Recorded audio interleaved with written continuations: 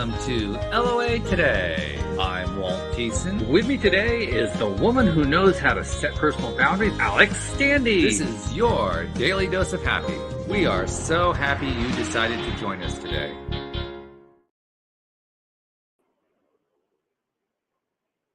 Oh, you're muted. That works better without the mute on, doesn't it? Yeah. A little bit. Our guest today decided not to come after she said she was coming, so we're not quite sure what's going on with that, but Alex and I decided... said, not today, Satan. I guess. Which is interesting because her book is about civility, but we'll get to that another time.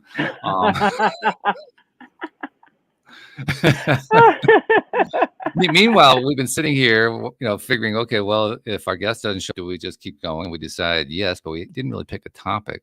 But we were talking, Alex, before we got started, we were talking about sweeteners because we both mentioned how we're trying to get sugar out of our diet, and we've been making progress. That's a good starting point. Why don't we start there? I think so. All right. And I just mentioned to you that I had been experimenting with monk fruit sweetener, and particularly dark chocolate with monk fruit sweetener because I do like to have chocolate. I just don't want the sugar. And I hear you. It's good. It's really, really good. But I haven't tried it with milk chocolate. And you pointed out milk chocolate's always the downfall. Now, that almost sounds like a challenge to me. Is there a way to make milk chocolate that tastes like milk chocolate but using monk fruit sweetener instead of sugar? I'm curious. Ooh, that would be kind of fun. Yeah. Let's find out. I'll be your taste tester. I'm coming over. Oh, okay. All right. Let me know when you're. Let me know. I will bring my chocolate, but my chocolates are special. Hey, guess what? Chicken Our guest just showed up. No way. He's here. Yeah, this is great. So we're gonna bring her in. All right. Hey, Shelby. Hi. I'm sorry. I looked at my calendar and it's on my calendar for tomorrow. I'm so sorry. I'm late. Oh, well, okay. I'll bet you that's because of the snafu with your VA, because your VA put us on both dates, and then I canceled Friday, and they left. Yeah, well, whatever. We're gonna have a little chat. So, well, welcome. We're glad you could make it today. Well, we thought we were going to do the program without you. We started talking about sweeteners and how to get sugar out of your life. We figured, okay, well, we'll just go that direction. But since you're here, we're going to go back to the Shelby Scarbrough show. So, right. I'm so sorry. Thank you so much for your grace. That's no problem at all. Hey, stuff happens. That's life, Right. I mean, if you can't laugh at it, then you're just gonna be miserable. So why not laugh? Period. I'm glad I could log in. You brought some mirth to us. Thank you. Appreciate that. Perfect. Nice to meet you both. It's nice to meet you too. Nice to meet you too. Let's start at the top. I mean, we need to kind of introduce you to the audience, and I find it's always better if the guest tells about themselves rather than me telling about them, because I usually get something wrong. So why don't you just give everybody like a little biography about Shelby Scarbrough and how you got to be where you are right now? Oh my goodness. Okay. Well, let's see. I was born. No. I grew up in California, moved to Washington, D.C. when I got out of UCLA, and took my first job, which was in President Reagan's White House. I had the opportunity to travel around the world with him and a team of people putting together his schedule, all of the appearances and things like that. Then I went to the State Department as a protocol officer, which is sort of doing the same work, only for the incoming guests to the President of the United States. So kings and queens and prime ministers and all those boring people. Interesting adjective. Yes. Never a dull moment, always something interesting happening. And then I started my own business in 1990. So that was a long time ago, but it was based on what I knew how to do, which was do logistics for dignitaries. And my first client was Nelson Mandela, and then Paul II and Lech Walesa of Poland, and lots of fun people like that. Lots of trade delegations with ministers of this and that from other countries, trying to get them to buy American. And doing lots of big events, kind of big, splashy, fun events. So then I kind of morphed a bit, and I began to do more teaching and speaking about that kind of thing instead of the doing, because I kind of wanted my own life. Right. Traveling around the world with interesting people is fascinating, but it's their life that I'm helping them live, and I wanted to live my own. Good move, by the way. I like that move. Yeah.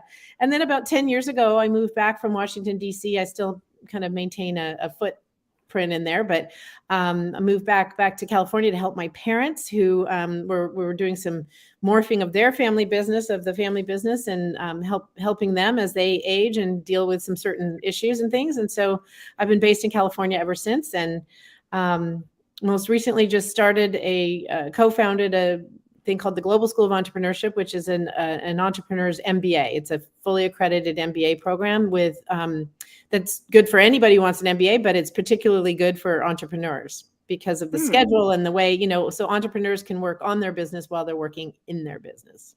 Okay. And that's kind of pretty close to everything. Wrote a book. That's the journey right there. Okay. That's good. To date, anyway. Yeah, wrote a couple books, wrote a book on civility, and we just got a book out about my grandfather's life. He was the first to attempt to fly solo around the world. So we finally got his book out last year, and trying to get that made into a movie. So if you know anybody. Wow. Very cool. Yeah, that's very good. And like you mentioned, you have a couple books. You got another one coming out pretty soon too, don't you?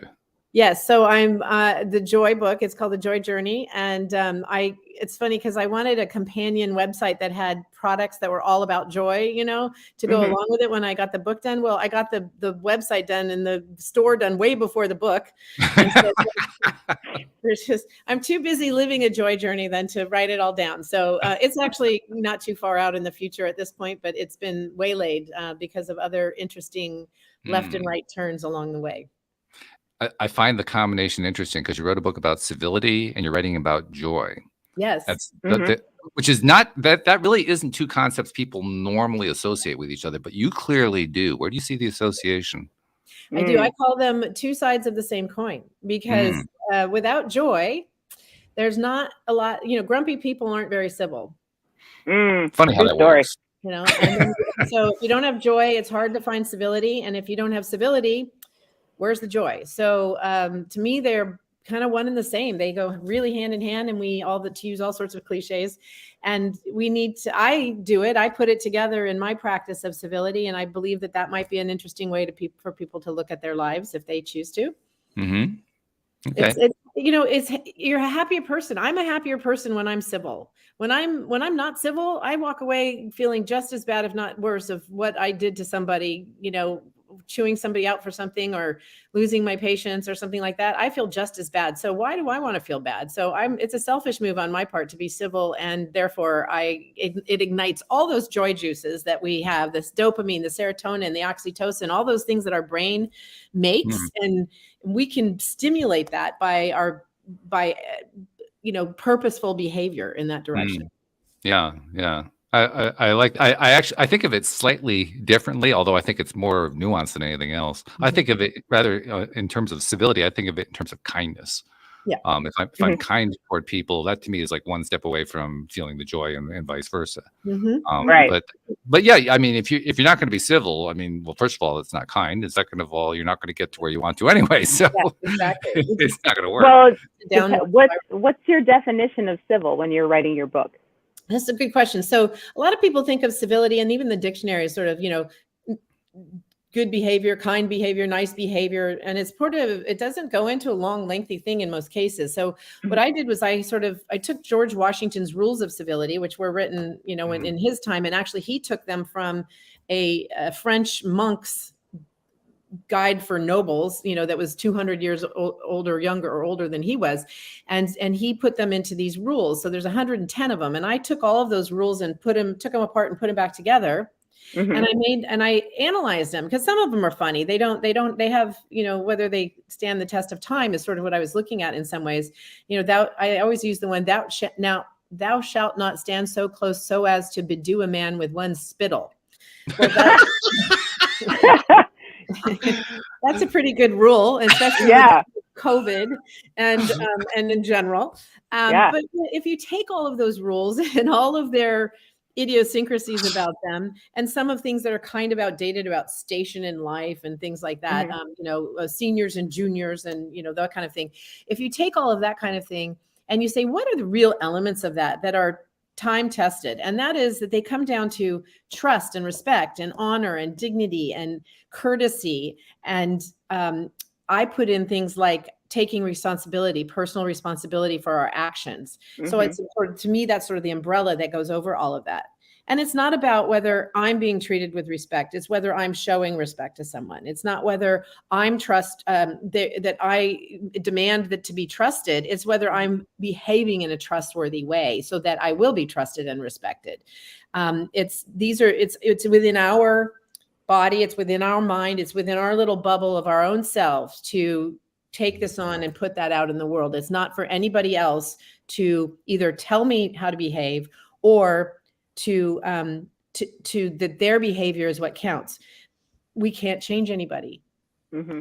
But we can change the world by behaving in the way that we hope that the world will behave. Yes. And so at least my little circle around me, my little bubble around me, and the reverberations that come from that, I know, and I feel very strongly that I've had a bit of an impact, a little impact along the way on the way my little circle sees the world. And so if they then turn that outward facing and then affect the next circle out, we can hopefully affect, that all those, the butterfly effect, the ripple effect, all of those things, whatever you want to call it, we can impact the world in our own way. And I think we actually do. We don't necessarily see it. And so that's why we kind of discount it. But I think that ripple effect is real. And it's there every time. There are no exceptions. It always comes into play. It always has an effect. And just because we didn't see it doesn't mean it wasn't there. Just because we didn't see it. That's all. Right. And it might be because we have blinders on, or we're in the middle of a hellish period in our lives, or whatever it happens to be, Yeah. But the way I look at it, my subtitle of my book, Civility Rules, is a purposeful practice, creating a purposeful practice of civility. So the idea is, here's some tools that I use to put civility into play into my life, to build respect and rapport and trust among my peer group and my friends and my family and the people around me, to be somebody who somebody might look up to in this area, to uphold certain standards, I guess. But it's not about judgment of somebody else. It's not my place to judge somebody else's behavior. I might not like it. And if I don't, then that's my prerogative to put those little bumpers around me, the barriers around me that protect me from the negative influences in the world. But I'm just trying to put positivity out there. And it's not always easy. No. Nobody said it was going to be easy. No. I mean, that's why we need a practice of civility. That's why we need to work on it, because that's why the word exists in the first place. Because if everybody were we wouldn't even need to talk about what it is. It would just be what it is. But we have to put definitions around it so that people can understand and take note and work on it. Yeah. I especially like the fact that you make it a point that it's not about somebody else's stuff. It's always about your own stuff. That's right. That's a big deal. That's a really big deal. It is. And, the subtitle, Living Life with Joy in the Middle of It All, and I think that for me, 10 years ago is when it really started for me. I was on vacation. I was in Greece with a friend of mine for her kind of a milestone birthday for her. And I was not super happy. I was in transition. there was a lot of things that I could be unhappy about if I wanted to be. And I was just sort of sitting there looking in the mirror, literally getting my hair done in Greece, right? And out the back door is this beautiful Greek vista, the white domes and the blue and the white and the sea and the sky. And I was like, what the heck am I unhappy about? I mean, right. who does that? You're in the middle of this amazing place. She and I both wish that we were there with some really handsome man, but we were there with each other having a wonderful time. And why not embrace that, Yeah. And so I said, I just need to start finding the joy in kind of in the middle of everything, in the middle of anything, in the middle of my life, in the middle. And you know what? It's in the middle of my name. My name is Shelby Joy. Is it really? It is. Oh my goodness. So I just thought it's time to embrace that. It's time to embody that. And it has been miraculous in a sense in how it has changed just about everything I do. And when I get into a pickle where I'm just wanting to scream at something or somebody or do something, I really helps me recalibrate and put things in perspective and to walk a more peaceful, graceful, and joyful path. The fact that you have Joy as your middle name, I think is a wonderful little sub story right there. Just because And well, in your case, you really can't avoid it. It's your middle name. There it is. Okay. Yeah. And I've been avoiding it all this time. But it's kind of analogous to how we all ignore stuff that's right in front of our noses. In your case, it just happened to be a middle name, but we do this regularly, routinely. Human beings have a really great capacity if they are not in a good mood, or if they're not feeling like they're in control of their lives, or they're not feeling like, fill in the blank. It doesn't matter what the blank is. They can miss stuff.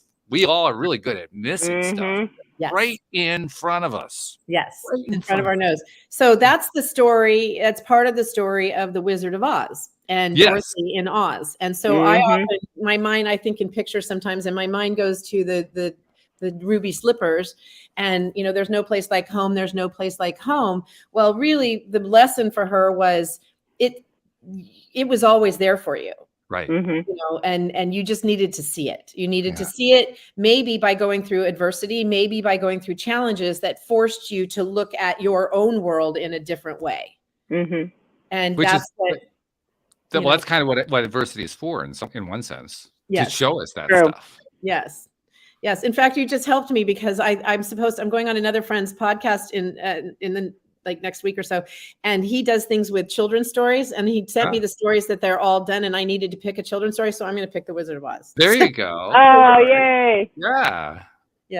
What the importance of the lessons are in those kind of things, and so, because we can learn a lot from children's books, and there's some great ones out there. So it's kind of fun. The simple message sometimes is the best, and we as adults can benefit from just maybe reading a kid's book every once in a while. Yeah, I honestly believe that, and I think actually J.R. Rowling helped move this needle along. But I think we need to stop thinking of books in terms of whether they're children's books or adults' books. They're books. Yes. And the messages might it's the vocabulary level that changes, Yeah, exactly. And it comes from, sometimes complex isn't better. So simplicity often is best. It's not always best, but it often is. And I think it's kind of overlooked. It is. Right. Well, and that kind of goes to this whole thing. For me, it's a simple message. Be happy. Now let me correct that. The phrase "be happy" is not actually anything in my mantra, and I don't know why it just came out of my mouth, because to me, that's an imperative, that's an order, that's a directive, and this is a process, this is a choice, this is a lifestyle, this is an evolution, this is a spectrum. It's not a light switch. And there was an epiphany for me. There was a sort of a light bulb that went on for me about finding joy, but the process of living it, the process of being it and embodying it and bring it to other people is not a switch. It's not an off and on switch. It is not a transaction. It's a choice and a lifestyle. So be happy is really not my mantra. It's just, I tell myself, I don't give orders to other people about this, but I tell myself, what are you doing? Breathe it in. Look for the smallest thing that you can find joy in this moment. And if you're not, I said to a friend's daughter once, I wrote a letter because we were writing sort of inspirational letters. And I said, when you're not happy, when you find yourself in a place of unhappiness for some reason or discontent, go outside, look at the sky, and say thank you, and walk around and find something, take a deep breath of fresh air and find something to find joy in and to be grateful for. Just something. So the butterfly or the spring day or those things are just easy for me. I can walk outside. And so I did an exercise once in a seminar that I did, a webinar. And this is in the book as well. Is to take your camera. We all have these cameras now. So take these amazing cameras and go take a walk for 15 minutes if you're in a funk. And even if you're not, if you just want to get more joy juices going and have a nice day. Joy juices. Walk outside. That's what they are. Yeah. Even if you can't get outside, walk around your apartment and find something in the micro, like zoom in on something really close and take that picture at a funny angle that you might not have been looking at it before. And even just the act of doing that doesn't even matter what the picture looks like, but you might end up with some spectacular thing you can put on a postcard or in your greeting cards or on Facebook or Instagram. But in the meantime, you're going to get something magical. Like if I just did this right now, I can just do it. I can do this and say, okay, I'm going to take an interesting portrait angle of these right in front of me. And so now what I can say, I can show you, is just, it's my these are right in front of me, which are that's a nice picture. Lovely. The pussy willows or whatever. So if I went up even further and closer, you start to see details that you just never knew. And here it is sitting here in front of me. And then the miracle of that is I did that with a tree outside and it looked like just moss on it. And when I got up closer and closer and closer and closer, they were tiny flowers. Well, if I hadn't taken that moment to stop and say, oh, look at that pretty green moss on that tree and just zoom in and walk up right up to it, I would have never known that they were actually flowers. They're just teeny, teeny, tiny. And that just right there, it was just beautiful and joyful. And I use those pictures when I do talks and things about perspective. And it just helps reset your brain and reset those brain waves to put you in a place of being able to look at the world a little differently. I love that exercise. Yeah, well, first of all, you've actually found 2 ways to tie together a single concept. That's the concept of focusing, because the camera has to focus. And when you went to that activity, you're focusing as well, because that's what you're using the camera to zoom in and focus on something. Yeah. Gratitude, appreciation, perspective, that's our favorite word. Oh yeah. Yep. Yeah. Taking a moment out to be appreciative. Yeah, I like that. And so I also like that. That's a great exercise for somebody. Sorry, that's a great exercise for somebody who has trouble focusing. Yes. Yeah, actually it is. Yeah. That's a good It really is. Yeah. Yeah. Take that moment. It's a 5-minute exercise. It's 3 minutes if you want it to be. I mean, we did it in how long? 30 seconds. So 30 seconds, minutes. It's just, it could be anything. It doesn't matter what it is. You can make it into something different. You can make it look different. You can also realize, if you use it as another analogy, that there's lots of different ways to look at something. And just because you think that's what it is, doesn't mean that's what it is.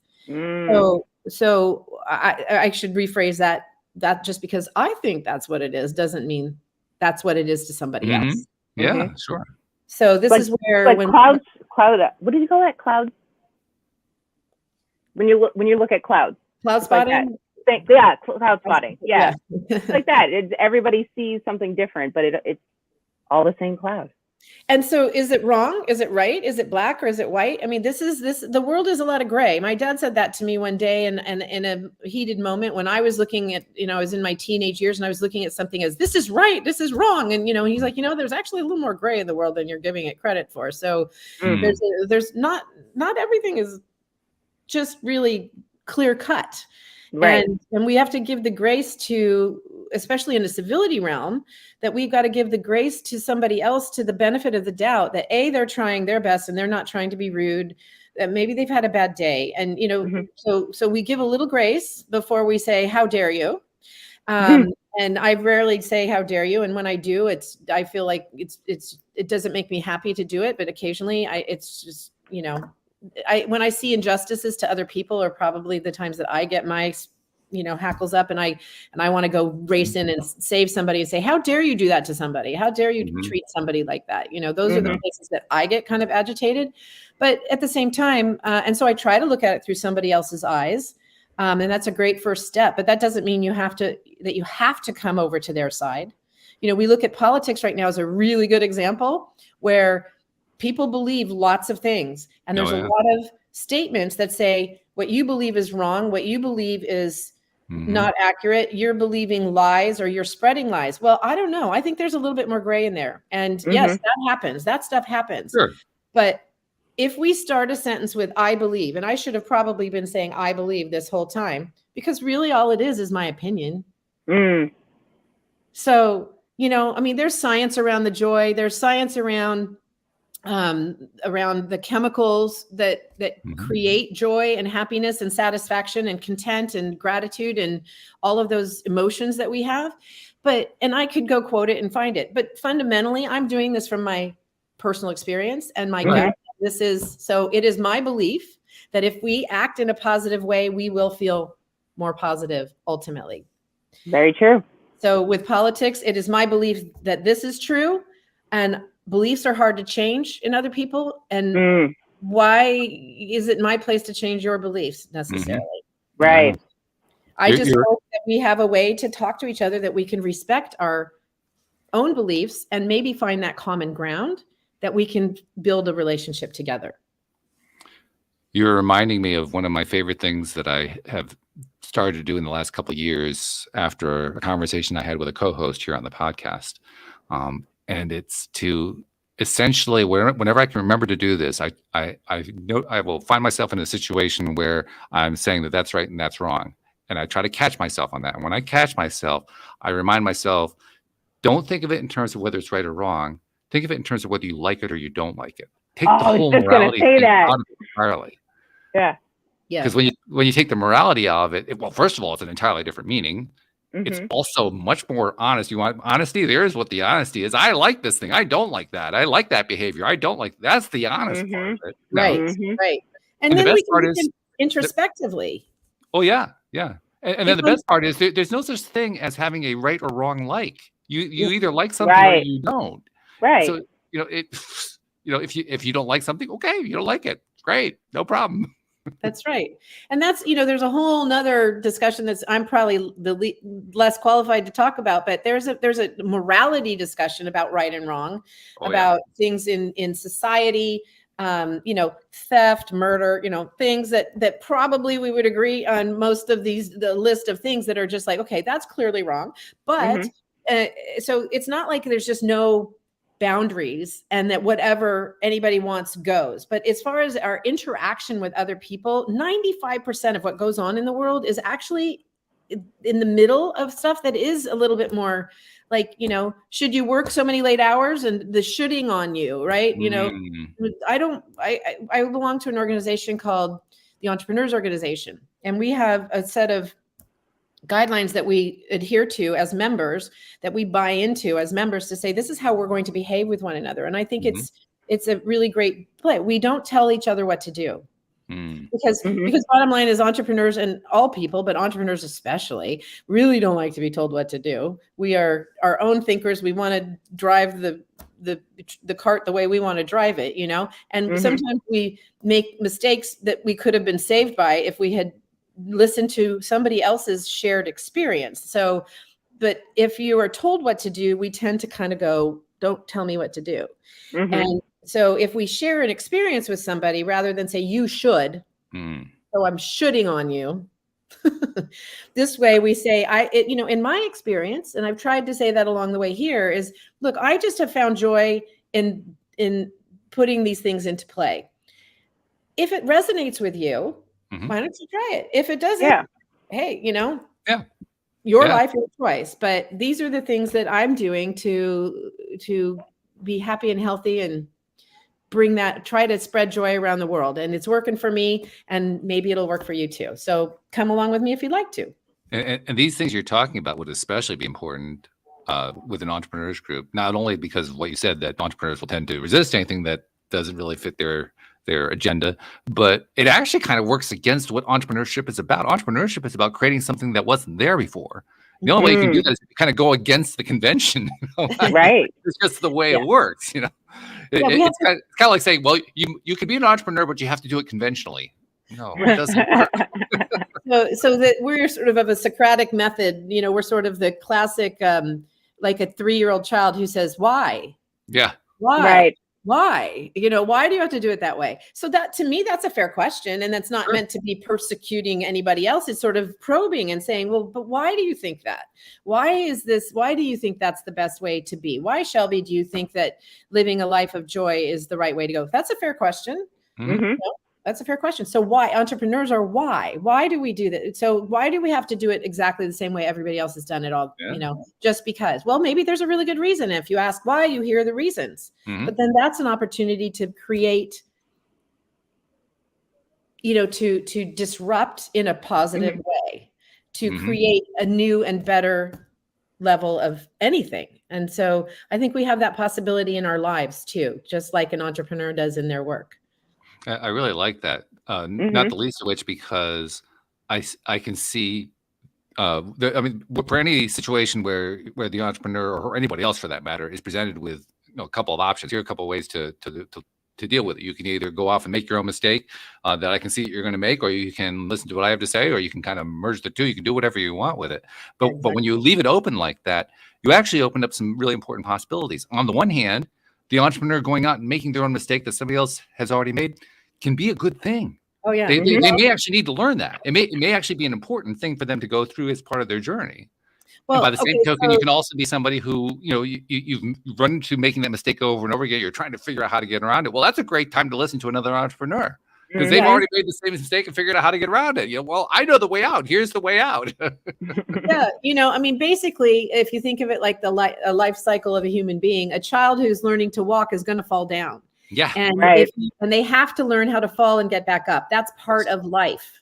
And so that's a part of the entrepreneurial process. It's not the falling, it's the getting back up. That's the important part. The one thing that as an adult teaching a child to walk, so sharing your experience with them, because as an adult, we have more experience about walking or falling. Yeah.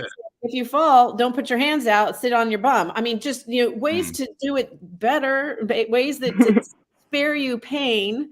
That's what we ultimately want to do, is keep somebody from having permanent damage from something. Right. But they have to make mistakes. People have to make mistakes and hit their head occasionally in order to get it in through their head, telling somebody that it's hot, they might have to experience hot. Hopefully it's not permanent damage. Yeah, that's true. Yeah. So we have to, there's the bumper pool here, and the bumpers on the bowling alley, that we have to have some latitude to go back and forth within that in our lives, in order to understand. You can't understand joy if you haven't understood sorrow. We can't keep people from in a permanent, well, yes, you can. It's called drugs. The only way, the only way to be in a permanent state of bliss is artificially. Happy 420, everybody. Yeah, there you go. This is 420, isn't it? That's sort of avoiding reality. So what I'm trying to do is have those happy drugs, those joy juices going on in our brain every day naturally. And it's cheap and free. And so why, and not damaging. It's not permanently brain damage. It's actually helping the synapses in your brain connect to things and make more positive connections with things. So there's a lot of ways to look at the world, and that's just the way I choose to. Well, you're resonating with us on a lot of these, that's for sure. I like your view. Yeah, what's definitely. the alternative in my mind? Right. Oh, there are lots of alternatives. Live in misery. That sounds like a lot of fun. Yeah. Hey, I've been there. I know that one. The easiest way to do that, here's the shortest path to that. Blame other people for everything. Works well. Yeah. Oh, that's great. That's the fastest way to get to misery, because if you think about it, you're giving your power away. You're handing your power to somebody else because you're saying, it's not my fault. I can't help that because they did that. It's their fault. They did it. Well, then you have no power to change it. So happy misery life for the rest of eternity. Yeah. Or until you decide to change your mind, which is what I did. Right. Yeah, that's it. It's our personal responsibility. Our happiness is our responsibility. It is. I call my book The Joy Journey, because the joy is in the journey. Happiness is the destination. And guess what? It's a long road. If I'm not hyper religious, but I look at it in a sense of when we're happy when we're dead. I mean, the bottom line is we're happy at the end of it. Happiness is a destination. So it's elusive. It's always out there. So if we focus on the journey, then every step of the way is going to be a happy step somehow. Yeah. Each individual step is happy, because you divide it up and you don't say, I will be happy when.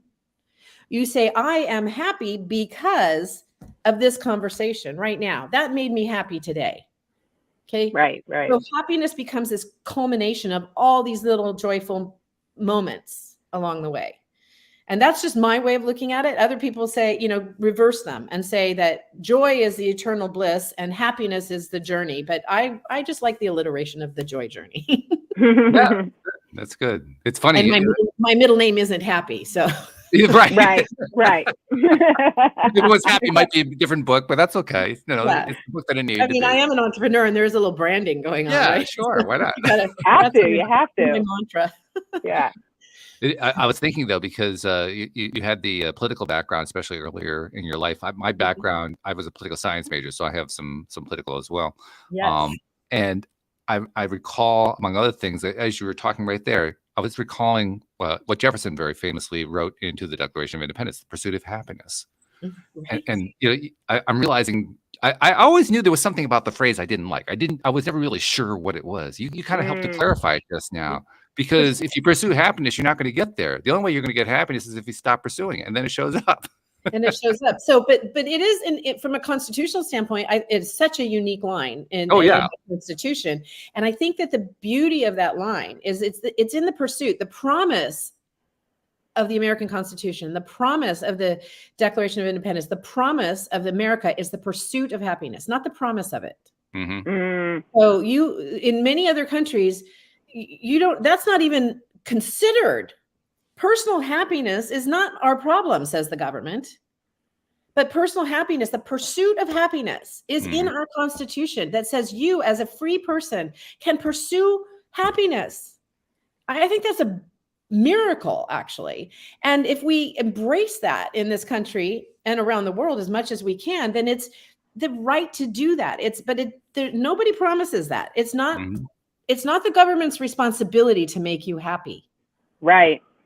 I just want to clarify one point too, that because I've actually encountered this with people who are not, well, actually even with some people who were born in America, but I've especially encountered it with people who are born outside of America and get confused on the point. And you just made a statement that often gets made, but I want to clarify it. The phrase "the pursuit of happiness" is actually not part of the Constitution. It's part of the Declaration of Independence, which is a separate document that was written some 13, 15 years before the Constitution was written. But we often associate the two. So if you're not living in the U.S., that's where your confusion is coming in. Yes, the Declaration. We hold these truths to be self-evident. And I'm on the board of an organization called the Freedoms Foundation at Valley Forge. And for almost 75 years now, that organization has been around and has been working to teach American civics to high school kids and to high school teachers, civics teachers. And I think it does an amazing job. They have a great curriculum. It's interactive with, character actors like John Adams and Thomas Jefferson and Benjamin Franklin and all the kind of the founding characters that come into the classroom and teach these kids interactively and engage them in the discussion of civics so that they can have an appreciation for what these documents were and what they stand for. And have an educated conversation as to whether they work for us now. Do they need to be changed? Why did these choose these words? And they were chosen very, very, very carefully. And has times changed so much that they're irrelevant? Well, I don't personally believe that we can have that conversation unless we understand them completely. So then have this great conversation and this debate that we need to have, a civil debate about the future of the country and our founding documents and where they all fit together. And that's the beauty of all of this. And the fact that we can have that conversation. And we should have that conversation. Here we go. It's hard not to sometimes. I know. Well, we all have a temptation to do it because we do have our opinions. We do have our perspectives. But let's try to get them based on reality, based on facts, and so the beliefs are one thing, and you can't question somebody's beliefs. You can question the facts that those beliefs are based on. And I think, but doing that in a way that helps people that by having a conversation instead of having an accusatory, you're an idiot kind of conversation. I've been doing this podcast since 2012. So about almost 2,000 episodes. And one of the things that I've come away from it as being the biggest gain for me, I mean, certainly there have been gains for my audience as well, but the biggest gain for me is all of the different perspectives, especially the ones that I disagree with. I actually learn more from those than from the ones that I agree with. Not that I don't like the ones that I agree with. I love those a lot. And many of them become co-hosts. But the fact is I learn more from the ones that I disagree with. So I've actually learned to appreciate the perspectives I don't like. Yes. Which sounds really weird, but it really is true. And it's powerful and it's effective when you can get to that point, because oh my goodness, that's when you learn like crazy. It's healthy for the world. It's healthier for the world in general and for the interactions, the interpersonal interactions in your own life. And it's a more joyful place to be. Doesn't mean that we ignore reality. It doesn't mean that we ignore the hard things. It just helps us have a sort of a framework for dealing with hard things and dealing with difficult conversations and difficult subjects where there is a lot of disagreement. And there's a lot of disagreement for a reason. we just got to get to what the reason is, down digging deeper. Is why do I feel so attached to this particular thought or feeling or thing or belief? Why is it?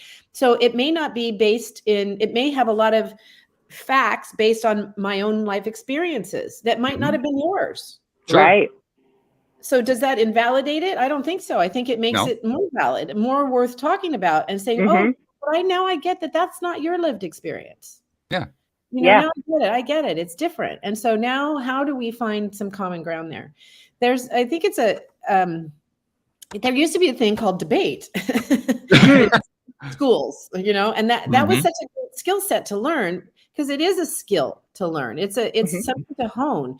And that is to be able to actually argue the premise from both sides. That's the real skill of debating.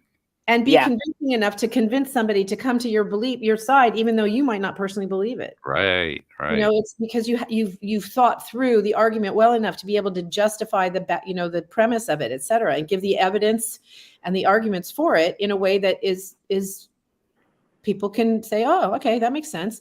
So to me, we need more of that. I'd love to see more debate clubs pop up again. In the name of civility, as part of a civil practice, to be able to say, look, it's not about not arguing. That's not the point. It's about how we argue and how we communicate with each other. I said that I believe very strongly that democracy is at risk with no civility, because it's not about shutting down and being so proper that we never say anything offensive to anybody and therefore never do anything. And we're just all, this one big homogenous blob that doesn't have any disagreement or can't disagree. That's not it at all. It's the opposite of that. It's the ability to argue your point. It's the ability to have a voice in a way that can be heard.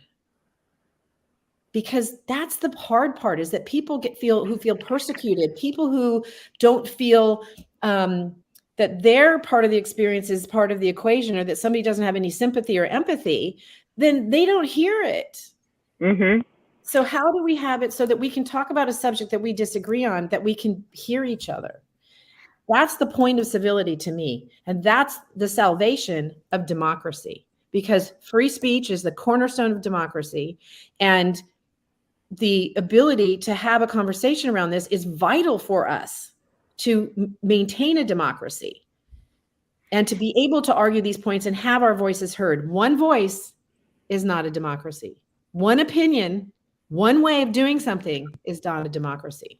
And that's why I feel to be really serious, I feel that we are in jeopardy at this time in history in a way that we may not have in the past. But, I've been on the earth only so long. And so that's just my lived experience. And maybe there's been other opportunities in this world that democracy has been at as much risk or greater risk. But right now we are facing a time when I believe civility can play a big role in helping us come to a place that we can have really great debates about what democracy is and what it should be and where the future of the country should be. It's interesting. I had a conversation with a good friend just yesterday on the topic of, is democracy in jeopardy? And my take on it is actually, no, it's not. But that's because of my political science background and my understanding of political history here in the United States. Simply because I spent a lot of time studying politics in the 19th century. You think stuff that's bad now? Oh my God, you have no idea. Today is calm by comparison to the 19th century. So that's why I have no concern that democracy is going away. It's not going away. But I can certainly understand why people are concerned about the civility issue. That certainly that makes a difference. Not so much in terms of whether democracy is going to go away, but in terms of whether or not people are going to find other ways of resolving their differences, because what does tend to happen when civility goes away is that's when violence tends to come through. That's really what the issue is there, I think. But no, I have no concern about violence. Democracy is not going anywhere. Some of these things that are happening in neighborhoods that we're seeing on the news, and just so many things we could talk about that are just so sad and disturbing. On the micro level within communities, but then from a macro level of obviously cross border disputes that that could lead to all out war, and we've seen plenty of war is going on all the time, but does that mean that it has to? And so, I guess in a more perfect union, it would be nice to see a day that there isn't that kind of stuff, but human beings are human beings, and right. We disagree with each other, and sometimes it gets to the ugliest part of our humanity. And I think you touched on something really important, which is that we get to these positions that we hold, we get to these opinions, these beliefs because of our personal experiences that are different from everybody else's experience. I think that's really vital, in part because of what I've experienced doing this show. And the best way I can think of to explain it quickly, you talked in terms of the different perspectives, what I would call the contrast or the polarity of life, which is actually one of the things that makes it so great. And as you pointed out, if it was all homogenous, we wouldn't want to be here. It wouldn't be fun. There'd be nothing interesting about being here at all if everybody had the same beliefs. And that's very true. But there's also a second piece I think that goes along with that. The second piece that goes along with it is if a person is trying to convince somebody else of something else, they have like a perspective, they something they're trying to teach or whatever. If they haven't been through, we talked about failure, if they haven't been through a failure associated with it, if they haven't been through a challenge, a difficult trip, whatever, they really have nothing to teach. You have to have gone through that stuff in order to have something to share with somebody else that's going to be helpful to them. That's where personal growth comes from. Yeah, I've had one time. I really enjoy harping on this guy. I had one guy the only guy who's ever on the program whose episode I didn't publish, and the reason it's the only one. I've never named him. I never will name him. But the reason I didn't publish the episode was he became a millionaire on his first try as an 18-year-old. And there's nothing wrong with that. Don't get me wrong. I'm not saying that that's a bad thing. But what came out of it was he wanted to teach other people how to be millionaires, and he couldn't do it because he had nothing to teach. All he did was, it worked. That was his whole story. It worked the first time. Luck and preparation happened to meet. And an interesting thing went along with that.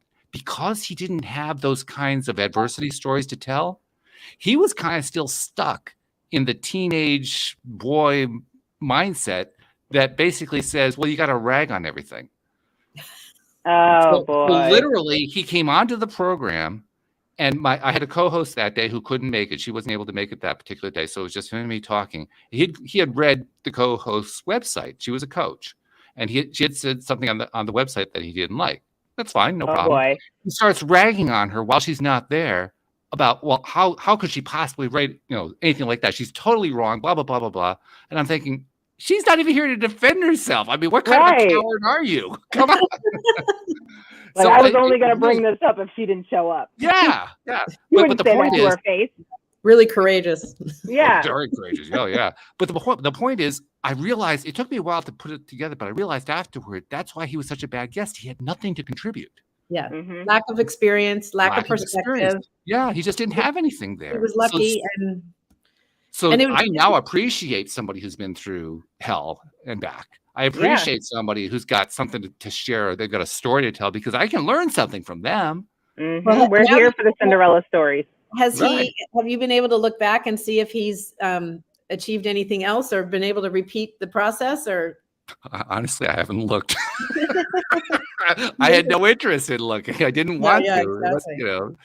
Well, I think that the richness in life is hearing of the experiences of other people, and one of the and their stories and their experiences and how all of this kind of comes together. And one of the things with working with international dignitaries, one of the reasons I really loved working in protocol was because, and especially when we traveled internationally with the president, was I love cross-cultural stuff. That's always, I love foreign languages, and I love traveling. And one thing about Europe that's kind of neat is that it's so, like within a half an hour, you can be in a different culture altogether. And it's like this little place that, just like the United States is so big. And yes, we actually have different cultures within the United States too, but it's not so obvious as the national dress changes. And you go from Switzerland to France to Germany to England to whatever, all these, Italy, and think how different it is in that Spain, in all that little area in a sense. And I loved that. That is so cool. I don't want it all to be like when they became the EU and they had one monetary unit. You know, they went from each the lira and the peso, you know, all these different things. I was bummed because I thought that was so fun. That was so neat. Right. It made sense from a long-term economic standpoint to maybe do that, but it took away the uniqueness, the individuality of those spaces. That's just one little example. And I love the fact that in the United States, we can kind of get almost anything we want to from all over the world now. Whereas when I first graduated from college, I brought back weird foods from all over the world because we didn't have them here. And it was so cool, you know, that there was these different things. And so while I love having access to all that stuff in the United States and that it's easier now because we have better trade and everything, it was so cool to have it be different and unique. Yeah. And to celebrate our difference, celebrate our uniqueness. Yeah. Rather than condemn it, rather than look at it with fear, rather than be afraid of anything that isn't exactly like us, you know, and find a way to appreciate the difference in somebody and some other culture. And so it is a choice. It's just amazing what you can learn, you know, and I love it. And I don't want us all to be the same. I don't want us all dress alike. I don't want everybody to, you know, be exactly like me. I want something different. That's what the richness of this entire ecosystem, the whole globe is so rich. And who would want to be in a life where it was all, like you said, to use the word used before, homogenous? Who would want to live in that world? Yeah, it's kind of dull. We all exit really quickly. I just pictured oatmeal. That's like, have you guys ever read the book The Giver? Yes. Yeah, it's exactly like that. It's or seen the movie. Watch the movie. Definitely watch the movie. Very good. I'll have to watch it. I don't think I've seen the movie. I'll have to go look it up. Came out a few years ago. I was like, The Giver was one of my favorite books growing up. So I was like, yes, let's make a movie.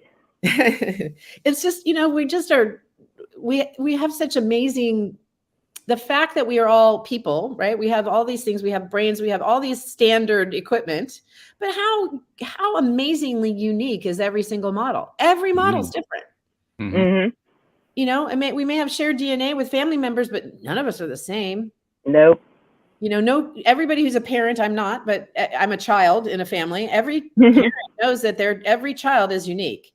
Yeah. And even if you raise them with the same value system, with the same lessons, with the same things, birth order, timing, what's happening in the world at that moment, all of these things come into and DNA in general, you know, make us different.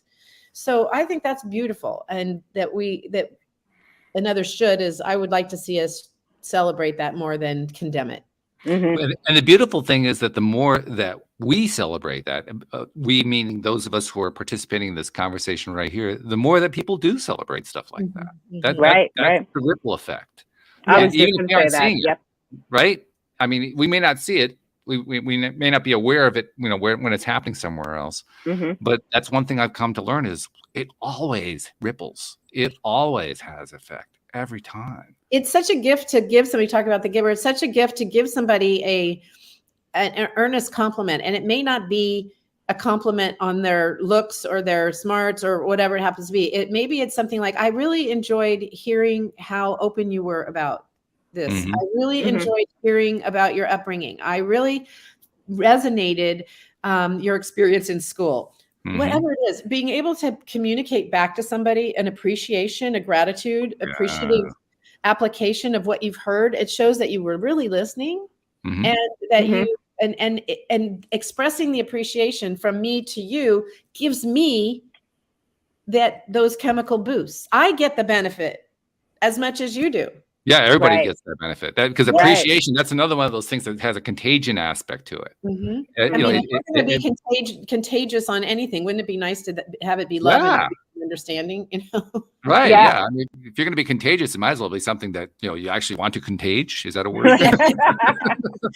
You actually want to spread around. You know. Yeah. Right. Yeah. People want to catch. I think it just invented a new verb, contage. Okay. Contage. Exactly. Can you conjugate the verb to contage? No, it won't go there. In the pluperfect. That's right. I know I couldn't do it in English. I don't know if I can do it in any other language. Well, the cool part is because it's a new word, we can make it whatever we want. Exactly. You want the Blue Perfect? Here it is. Okay, I just made it up. Change.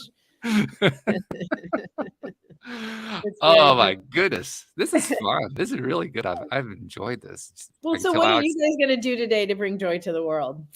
I'm going dancing. Ooh, that sounds fun. Yeah. Ooh, what am I going to do today? I've already done what bring joy to the world. I work today, so I work for a suicide hotline. So that's what I did to bring joy to the world. What an amazing thing, and what an amazing way to think about it as joy, because most people's first thought would go to how sad, how horrible, but what you do is help somebody find their joy. Yes. In that moment. Because all you're trying, if I'm understanding the way some of it works, is you just, for that moment, they just need to get through that moment. Yeah. In order to start again. Right. Exactly. I mean, that's really beautiful. Thank you for doing that. You're welcome. How long have you been doing it? Since last October. Oh my gosh. Did you have to have a lot of training? We did about a week's worth of training, but it was a lot to learn, and I had to take different tests and be certified by the state and stuff like that. So, yeah. Wow. Thank you for doing that. It's huge. That's a big service, and I can imagine at the end of the day, you have probably, you have to be careful not to take on the weight. Yeah. But you're serious, you're focused, your energy's all in there. So it's got to be a little exhausting too. No, I take good care of myself. The company's very good about self-care. So they make sure we have things like, oh, we're having yoga on these 2 Tuesdays if you want to come, or we're doing this, or they sent us snacks. They sent us Goodwill snacks. They were like all healthy and stuff, but like, here, snack on some stuff while you're, on the lines. Oh, that's so great. Yeah, it's nice. By the way, something, Shelby, that you need to know about Alex. Every week I introduce her on the show as the queen of personal boundaries, because she has like the most solid personal boundaries you will ever encounter in your life. Very healthy. Yeah. And the trick in that is for somebody like me who has had to evolve to develop those. The people pleasers in the world, right? Who want to go out of their way to make sure to help people. Obviously, you go out of your way to help people every day in what you do, but the having those boundaries to be for self-preservation, it's the oxygen mask. Yep. You can't help somebody if you're failing. So exactly, keep those healthy boundaries up without blocking out the world, so that you don't get the benefit of reality and life and all the juice that comes with that, all the good, messy stuff, because life is messy. And if we try to insulate ourselves from that too much, then we're missing out on a lot too. So true. So that's a really special place and a special ability to be able to say, I get that, but that's not for me. Right. It's okay. It's not for me today. It's not for me tomorrow. Maybe some other day. But probably not. Right now, this is what's going to be. I got to take care of myself, and I respect that. You may not be pleased with that, but that's not a me problem. I'm not trying to hurt you or do anything against you. I'm just trying to make sure that my life is happy and healthy and balanced. Exactly. So I can show up for the people I need to show up for. Can't pour from an empty cup. That's exactly right. That's beautiful. I love it. I'm so happy that you're doing that, and thank you.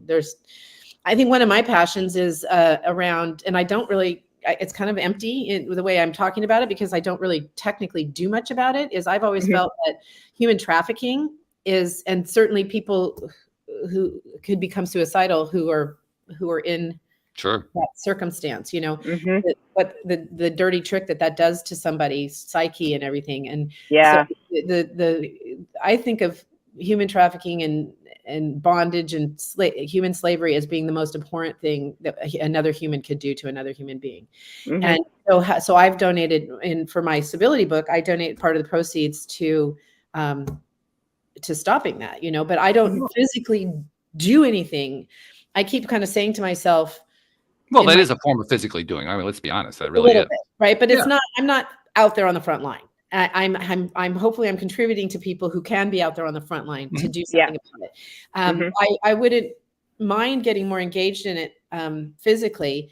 I just have a few responsibilities right now that kind of limit that. So I'm trying to do what I can. and to speak up about it and things like that. But it's to me, what you do is salvation, and and that to free somebody from a bondage of psychological bondage, emotional bondage, or physical bondage is a great gift. And that's something that's not everybody cares to do. True story. This has been really, really cool conversation. And it's kind of sad that we have to draw to a close, but we have to do that at some point. But before we do, there's a couple things we got to nail down. First of all, somebody wants to find out about you, or they want to find out about your books. What's the best way for people to reach out and learn more about Shelby Joy Scarbrough? So you can go to ShelbyScarbrough.com. You can go to ShelbyJoyScarbrough.com, I think. Both. Yes. And if you misspell my last name, you'll probably end up there too, because that's so common that I bought the misspelled word. You bought that one too? Okay. So it's Brough, but it spells very common with BORO. So I redirect, those websites to me too. So ShelbyScarbrough.com. Just come see me there. There's lots of stuff there. I have a whole shop called joyjourney.life that's you can get you through that or directly. And it's all things joy. Lots of products. And I don't think things make you happy in your life, but I also think that with these things that they can bring a little joy, and and they are sort of, to me, the embodiment of joy. They're either things that made me joyful, or that they actually say joy. Okay. And both qualify. That's yes. I like that. It all counts. Yes, exactly. So my mom called me the other day and said, I need a gift for a friend. So she came shopping in my my shop. So it was very nice. Very cool. And there's one last thing that Alex knows I do with all guests. And Alex, I think you have to agree, this is probably the most apropos time to do it with this particular guest today, right? For sure. I like to make it a point to recognize what we were talking about earlier, that we have that ripple effect, that you're doing this podcast. I know you do other podcasts. You wrote books. There are a lot of different ways you're putting stuff out there to the world. And there are many people that you'll never meet, you'll never see, you never have met, you never will meet, who are receiving that and often benefiting from it in ways that you don't know about.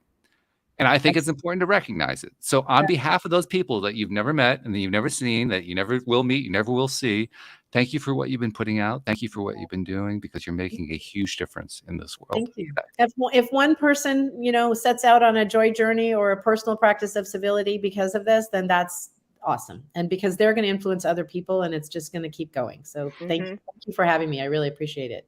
Gotta love a ripple effect. Ripple effect. Yeah. So cool. They really are. So thank you guys so much. Thank you to our podcast listeners everywhere. We'll see you all next time here on LOA Today. Goodbye, everybody.